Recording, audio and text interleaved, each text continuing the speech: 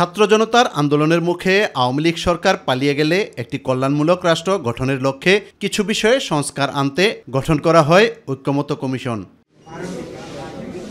ফ্যাসিবাদ বিরোধী আন্দোলনে রাজপথে থাকা দলগুলোর সাথে চলে দফায় দফায় বৈঠক।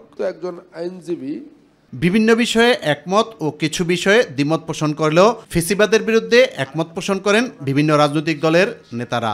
অনেকগুলো বিষয়ে একমত হওয়া গেছে। মৌলিক কিছু বিষয়ে আমরা এখনো পর্যন্ত একমত হতে পারি নাই। নীতিগত কিছু বিষয়ে একমত হলেও পদ্ধতিগত জায়গা আমরা এখনো পর্যন্ত সেখানে একমতের জায়গা খুঁজে পাইনি।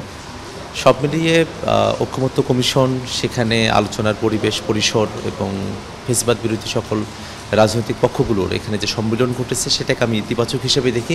ইতিমধ্যে 12টা বিষয় ঐক্যমত হয়ে গেছে। তো সেখানে মৌলিক সংস্কার কিছু কিছু আছে।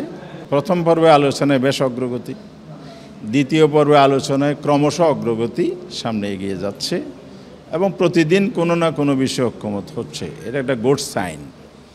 তবে যে দীর্ঘ সময় ধরে আলোচনা হচ্ছে সেই তুলনায় আরও অগ্রগতি আসতে পারত, এটা হলো আমাদের অভিমত। কোনো দল যদি একমত না হয় তার সেখানে নোট অফ ডিসেন্ট দেওয়ার একটা সুযোগ আছে।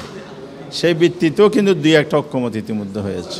যেসব বিষয়ে একমত হয়েছে তা নিয়ে জুলাই সনদ তৈরি করা উচিত বলে মনে করেন তারা। কালক্ষেপণ আর করা উচিত না। ইতিমধ্যে যতটুকু ঐক্যমত্য হয়েছি সেটাকে ধরে আগানো উচিত এবং এটা মনে রাখা দরকার, আমরা যেটা ঐক্যমত্য হচ্ছি এই ব্যাপারে যদি এখনকার আইন পারমিট করে তাহলে কিছু কাজ এখন হবে, আর বাকিগুলো আগামী সংসদের জন্য রেখে দেওয়া হবে। যে সংসদ নির্বাচিত হলে যারা নির্বাচিত হবে তারা এই ঐক্যমত্য যেটা হলো সেটা বাস্তবায়ন করবে।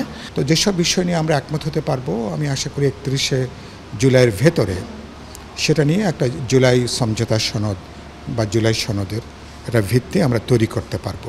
জুলাইয়ের মধ্যে আমরা এ ব্যাপারে বোঝাপড়া তৈরি করতে পারি। আমার মনে হয় যে তাহলে অগাস্টে আমাদের 5ই অগাস্ট আমাদের অভ্যুত্থানের প্রথম বার্ষিকীর আগেই আমরা হয়তো এই ব্যাপারে আমরা একটা স্বাক্ষর করতে পারবো। ইউসুফ আলী, মাই টিভি, ঢাকা। হবে এটা অনেকটা একটা ম্যাগনা কার্টার মতো হবে আর কি।